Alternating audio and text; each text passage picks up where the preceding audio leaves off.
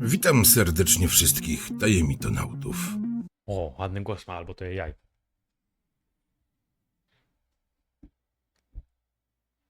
Tylko nie wiem, czy to jest opis historii, czy to jest rozwiązanie tego. Chyba opis. Badając odtajnione dokumenty amerykańskiego wywiadu pochodzące z początkowego okresu zimnej wojny, Andrew Szepeliew, badacz z Samary, Oglądamy to?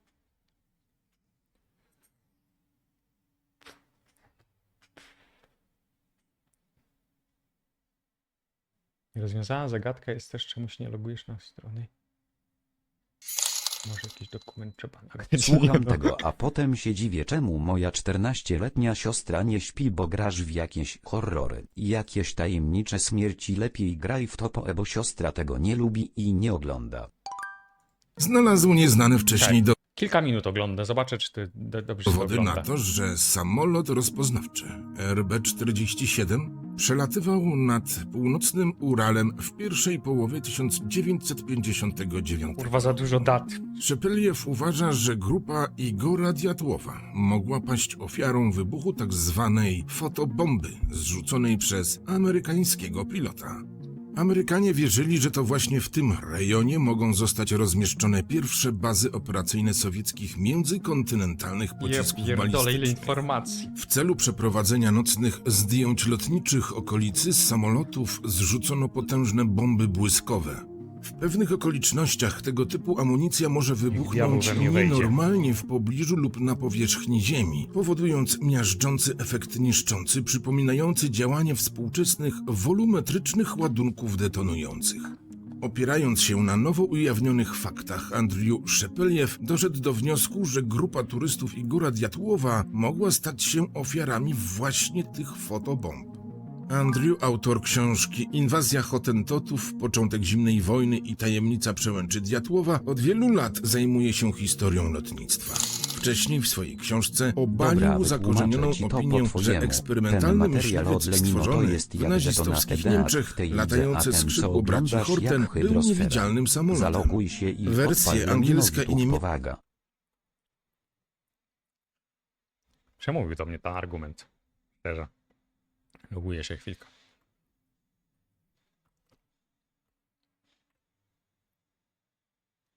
Wylogowano. Kurwa, tak się dawno nie logowałem. Chwila. Kuję swoją głowę.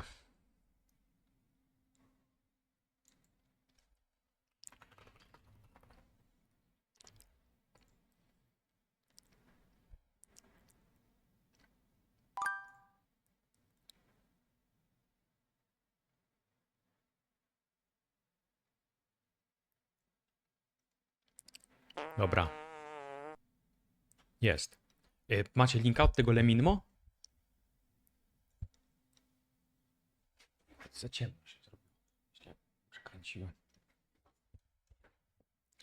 Mam nadzieję, że tu nie ma żadnych...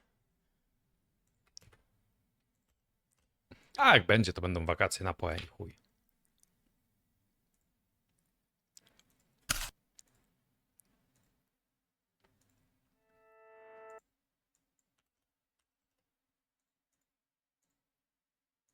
Dobra, jest. Idę po wodę i możemy oglądać. Win-win sytuacja, zgadza się. Zaraz przybędę. 45 sekund.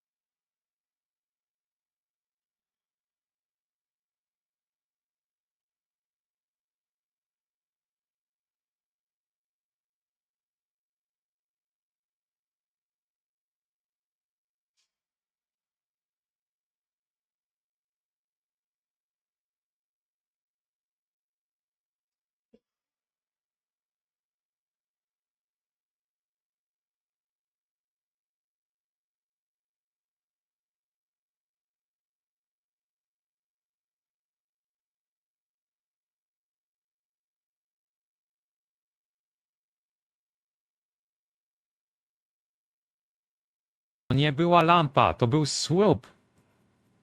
Masz, mordeczko, u mnie w mieście takie kamienne słupy od latarni. Latarnia to jest, taki słup kamienny. I podczas czegoś kiedyś się przewróciła. I to se leżało. I tam jest na dole taka blacha. Tam jest taki... Kurwa, jakby ci to pokazać. Tam jest gdzieś takiej wielkości otwór w tym. O, to jest na taką blaszkę, bo oni tam wymieniają korki w tej, czy coś. To było przewrócone i my se tutaj składaliśmy jakiegoś sianka, wzięliśmy sobie ziemniaki, wsadziliśmy se to, podpaliliśmy se piekliśmy ziemniaki. Kurwa. Po prostu, z powodu że ziemniaki w tym piekliśmy, kurwa. I ktoś zadzwonił człowieku na nas i przypał, kurwa no. I naprawdę, ja nie wiem ile ja wtedy miałem, ale to byłem bardzo młody i mnie kurwa normalnie w kajdankach prowadzili, a moja sąsiadka taka świętej pamięci coś nie, że robię tak Matko Bożko, Kamil, co ty zrobiłeś? Na tak, ja wchodzę do klatki, podobała się siedzi, Matko Bożko, Kamil, co ty zrobiłeś? I naprawdę, no to było, ja to pamiętam doskonale, bo ja tak dostałem wpierdziel od ojca wtedy, że wam się to kurwa nawet nie wyobraża. Taki wpierdziel dostałem, tego w życiu nie zapomnę, naprawdę, kurwa, no nie? A z drugiej strony, jako łajzą też musiał być, żeby na dzieciaki zadzwonić, kurwa, na policję. Dlatego, kurwa, ja nie lubię tak bardzo tych społeczniaków wszystkich pierdolonych, kurwa, człowieku, bo mnie od dzieciaka, kurwy, gnębili. Dobra, ogarnij się. Dobra, 20 minutek, w sumie niedługo. Niewyjaśnione tajemnice, sprawa Przełęczy Diatłowa. Dobra. Nie będę za dużo gadał, będę wam zagłuszał. To jest gra o tej historii. Kolat, wiem, było już w poprzednim materiale. Gierka pierwsza? Pierw dokończyć grę i potem to oglądamy? Może pierw oglądnijmy i potem grę dokończę. W sumie, bo już się trochę napaliłem, przyznam.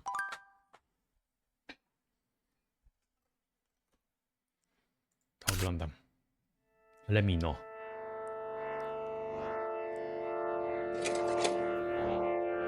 Zjemy burcik.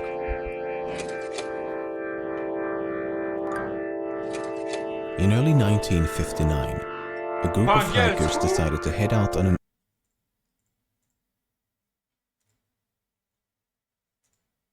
O.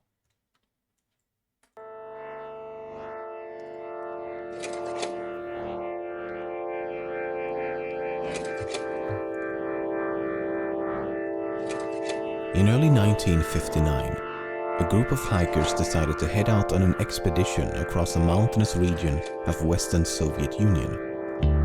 The group consisted of 9 experienced men and women greatly familiar with the Siberian wilderness. Dzięki, Laki. Yet, this adventure would prove to be their last. Despite a criminal investigation, photographs and journal entries, the case remains unsolved after more than half a century. This is the case of Dyatlov Pass.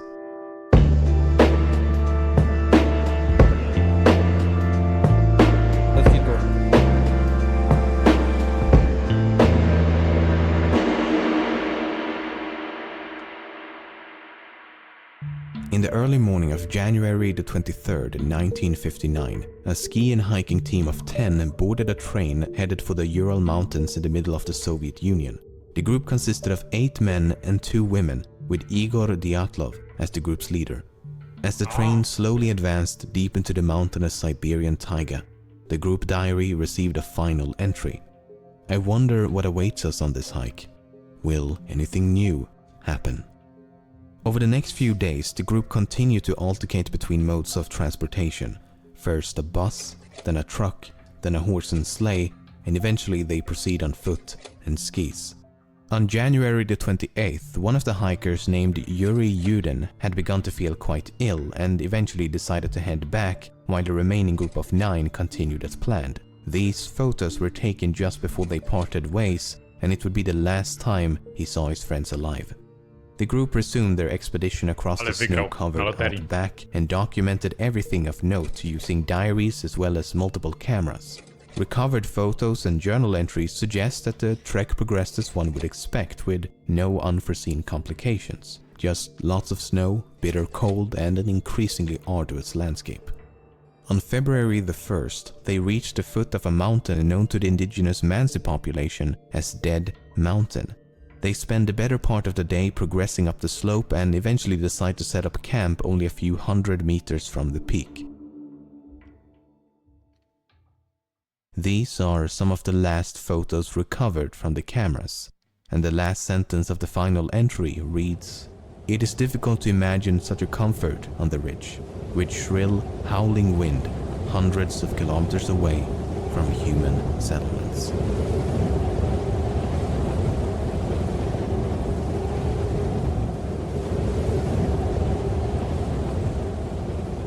A few weeks later, friends and relatives begin to worry. No one has heard from Igor or any of the other members of the group. After much debate, a team of volunteers eventually head out to find them. On February the 26th, the search party is finally able to locate the camp on the slope. It's obvious to the first at the scene that something has gone horribly wrong. The tent is in scrambles, covered by a thin coat of snow. The hikers' belongings and equipment was found orderly placed inside the tent, but the tent itself had been slashed open with a knife from the inside. The next day, 9 pairs of footprints lead the search volunteers down the slope towards the nearby woods. Given that the footprints left rather mild indentations in the snow, would suggest that they descended the slope in a rather calm and orderly fashion, as opposed to running away in panic. The footprints could be tracked for about half a kilometer from the tent until the trail was completely covered by snow. So they continued in the direction of the trail and under a large cedar tree at the edge of the forest, next to the remains of an improvised campfire, they found the frozen bodies of Yuri Doroshenko and Yuri Krivonoshenko. Kurwica. It would take over 2 months for the bodies of all 9 hikers to be recovered. The first 2 were found severely underdressed. No jackets, no pants, no gloves, hats, boots or anything else one might expect given the frigid climate. Only light shirts, underpants and socks. At the time of their death it would have been around 30 degrees below zero. The cedar tree had signs of damage as if someone had climbed it, with branches broken up to 5 meters high. Perhaps they were attempting to locate a tent in the pitch black darkness, or perhaps they were trying to hide from someone or something. The next 3 hikers were found at varying distances between the tent and the tree, covered by a few centimeters of snow. They were better dressed than the previous 2, but not by much, as they still lacked essential items such as boots, hats and gloves. They were all found facing the direction of the tent as if they were struggling to return at the moment of death. While some of them had sustained minor injuries, all 5 had died of hypothermia. It should also be noted that 4 of them had died while intoxicated. The last 4 hikers were found at the bottom of a small hill, covered by 3 meters of snow, 75 meters from the tree, in the opposite direction of the tent. 3 of them had sustained lethal injuries. 1 had a fractured skull, and 2 had fractured multiple ribs and suffered massive internal bleeding. The medical examiner believed the injuries had been sustained from a fall and compared it to a car crash. The injuries had been sustained while they were all alive and could not have been inflicted by another person. 2 had also been found with gaping eye sockets, and 1 of the women had a missing tongue. Co jest, kurwa? Chryste Panie. Niedźwiedź ich rozjebał? Nie wiadomo. Chyba jeszcze nikt nie wie. The last of the 4 had a broken nose and a deformed neck, but died of hypothermia. The most mysterious of all, 3 articles of clothing were later found to be abnormally radioactive. On May the 28th, the criminal case was discontinued with a cryptic and incredibly vague conclusion. The lead investigator writes in the final report, "The cause of death was an unknown compelling force which the hikers were unable to overcome." Not exactly the most satisfying answer and Czyli chuj wie, barely co a się stało. conclusion at all. So, just in case the Galactic Empire had nothing to do with the death of the hikers, is it possible to explain some of the more enigmatic details in a less vague yet credible fashion? Let's give it a shot. The fact that Dubinina was missing her tongue has been taken way out of proportion. Some say that it was cut off or ripped out while she was still alive. Others say it was eaten by scavengers after death, while some even claim the tongue was later found somewhere else. But I've read the medical reports and this is what it says. The diaphragm of the mouth and the tongue is missing. That's it. There's nothing about cutting or ripping or anything. I don't know how or where it began, but there seems to be an exaggerated importance placed on this missing tongue, while in reality it's a rather minor detail. At least the medical examiner believed it to be a minor detail, otherwise he would likely have elaborated further. For example, the same section of the same report states, "Gaping orbits, the eyeballs are absent." Equally mysterious, right? Well, no, because the medical examiner does provide an explanation for both. Soft tissue injuries to the head are post-mortem changes to Dubinina's corpse, which was recently exposed to water prior to detection. He even adds putrefaction and decomposition in parentheses to clarify exactly what he means. And this was not even exclusive to Dubinina, as the 4 last bodies were all damaged due to the melting snow. Now, some who claim that Teraz nie, Adrian, ja nie mogę przerywać, bo będę stopował. Super tekst. tongue must have been removed while she was still alive have pointed to the fact that she had about 100 grams of blood in her stomach. But that's not exactly true either. The relevant portion of the forensic examination reads, "The stomach contained up to 100 cubic centimeters of a dark red, slimy mass." That's about 10 centiliters of something, most likely food, mixed with something red, most likely blood. So we don't know how much blood was in her stomach, just that there was blood in her stomach. Which isn't that strange given that she was suffering from massive internal bleeding.